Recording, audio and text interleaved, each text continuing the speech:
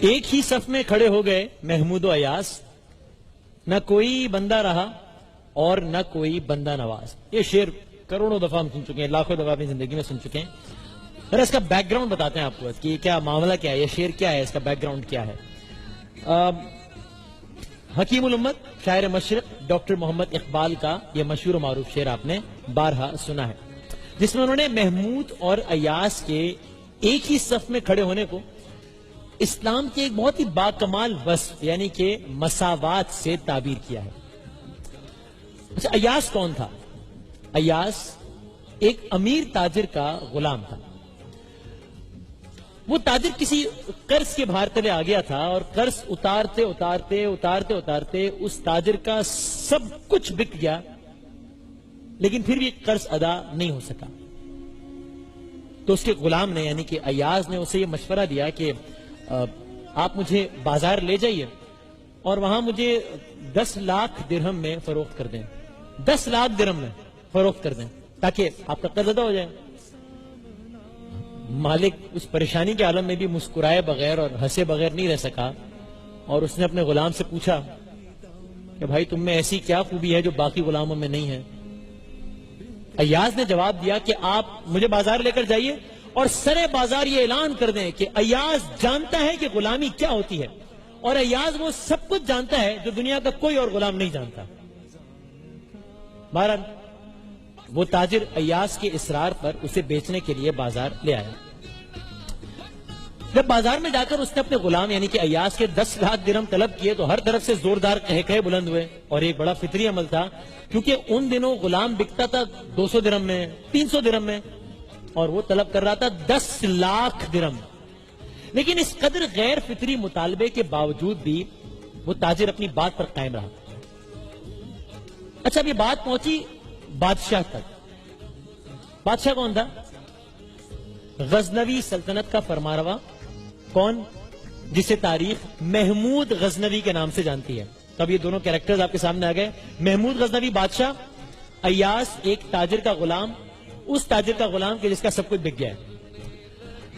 اب جب محمود نے سنا کہ ایاز غلامی کے تقاضے جانتا ہے، یعنی جب بادشاہ نے سنا کہ یہ شخص غلامی کے تمام تر تقاضے جانتا ہے، تو اس نے ایاز کو 10 لاکھ درہم میں خرید لیا.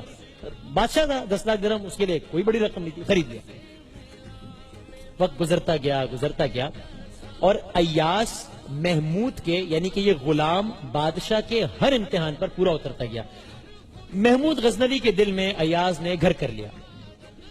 محمود غزنوی ایاز کی ذہانت سے، دیانت سے اور وفا سے اتنا زیادہ خوش ہوا اور اعتماد کا رشتہ اتنا زیادہ بڑھتا چلا گیا کہ اس نے ایاز کو، جو کہ ایک زمانے میں اس کا غلام تھا، اسے لاہور کا پہلا مسلمان گورنر لگا دیا. یہاں تک کہ ایک وقت ایسا بھی آیا کہ اسے وزیر اعظم کے عہدے پر تعینات کر دیا. اب دستور زمانہ ہے کہ ہر صاحب نعمت سے حسد کیا جاتا ہے، جلنے والوں کی کوئی کمی نہیں ہوتی. تو ایاز کی اس راتوں رات کامیابیوں سے کچھ ساتھی وزیر چل اٹھے اور انہوں نے ایاز کے خلاف بادشاہ کے کان بھرنا شروع کر دیا. ایک دن تمام وزراء نے جمع ہو کر بادشاہ سے کہا، عالم پناہ، ہمیں پتہ یہ چلا ہے کہ ایاز اپنے پاس کوئی خزانہ جمع کر رہا ہے، اور جب اس کے پاس ایک مطلوبہ مقدار جمع ہو جائے گی وہ آپ کے خلاف بغاوت کا اعلان کر دے گا، بھاگ جائے گا، اور بھاگ نہیں جائے گا بلکہ آپ کا تختہ الٹنے کی کوشش کرے گا. انہوں نے صرف یہ بات کہی نہیں بلکہ بادشاہ کو ایک ثبوت بھی دیا. ثبوت کے طور پر انہوں نے بادشاہ سے یہ بھی کہا کہ ایاز اپنے اس خزانے کو روزانہ ایک تہہ خانے میں دیکھنے کے لیے جاتا ہے، آپ بے شک خود اس بات کی تصدیق کر لیں.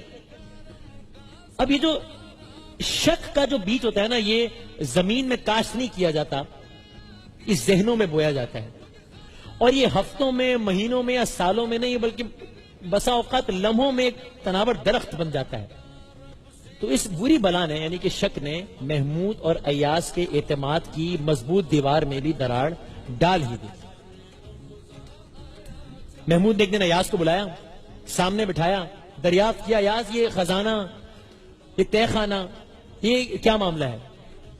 ایاز نے لاکھ یقین دلانے کی کوشش کی لیکن محمود کو تسلی نہیں ہوئی. ایاز سے کہنے لگا، چلو میرے ساتھ اس تہہ خانے میں چلو. اور بالآخر ایک شام محمود غزنوی، محمود و ایاز ایک ہی صف میں کھڑے ہو گئے. محمود و ایاز ایک شام محمود غزنوی اور ایاز ہاتھ میں چراغ لے کر اس تہخانے میں اترے جہاں ایاز پر خزانہ جمع کرنے کا الزام تھا. تہخانے میں داخل ہوئے. محمود نے دیکھا کہ تہخانے میں ایک بہت بڑا پتھر پڑا ہے. اس پتھر پر ایک بہت بڑا صندوق رکھا ہے. یہ دیکھا محمود نے, اس کا شک یقین میں بدل گیا. اس کو یقین ہو گیا کہ میرے سارے وزراء بالکل صحیح بات کر رہے تھے. ایاز نے صندوق کو تالا بھی لگایا ہوا تھا. اب تو جیسے محمود کو بالکل ہی یقین ہو گیا کہ معاملہ بڑا گڑبڑ ہے. لیکن جب اب یہ ہے پورا حاصل گفتگو, جب محمود کے کہنے پر ایاز نے صندوق کھولا, محمود نے کہا یار یہ سب کیا ہے؟ ایاز نے کہا یہ کچھ نہیں ہے. محمود نے کہا نہیں, یہ تہ خانے میں پتھر, پتھر پہ صندوق, صندوق پہ تالا, تم روزانہ یہاں آتے بھی, یہ سب کیا معاملہ ہے؟ کھولو اس صندوق کو. جب ایاز نے صندوق کھولا تو محمود غزنوی تھاڑے مار مار کے رونے لگا. کیوں؟ اس لیے کہ اس صندوق میں کیا تھا؟ اس صندوق میں ایک پھٹا پرانا کرتا تھا, کچھ ٹوٹے ہوئے چپل تھے اور ایک چھڑی تھی. ایاز نے محمود سے کہا بادشاہ سلاوت, اب تسلی سے دیکھ لیجئے, یہی ایاز کا خزانہ ہے. محمود نے پوچھا ایاز تو نے اسے اتنی حفاظت سے رکھا ہوا تھا اور تو اس خزانے کو دیکھنے کے لیے آتا تھا؟ ایاز نے کہا عالم پناہ, یہ حاصل گفتگو کہ عالم پناہ آج میں اعلی عہدے پر فائز ہوں, لیکن مجھے آج بھی بھولا نہیں ہے کہ میں کبھی گڈریا تھا. اسی چھڑی سے بکریاں ہانکتا تھا, یہی چپل پہنتا تھا اور یہی پھٹا پرانا کرتا زیب تن کرتا تھا.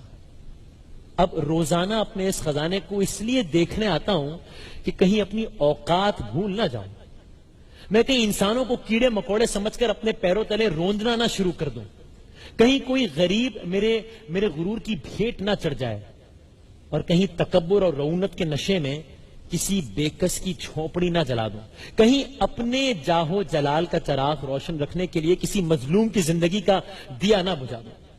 بس میں روزانہ یہاں آ کر اپنے ضمیر کی زنجیر ہلاتا ہوں تاکہ مجھے اپنی اوقات یاد رہے. جناب علی, ہمیں کوئی اخلاقیات, ہمیں کوئی مذہب, ہمیں کوئی دین, ہمیں کوئی آئین ترقی کرنے سے نہیں روکتا ہے.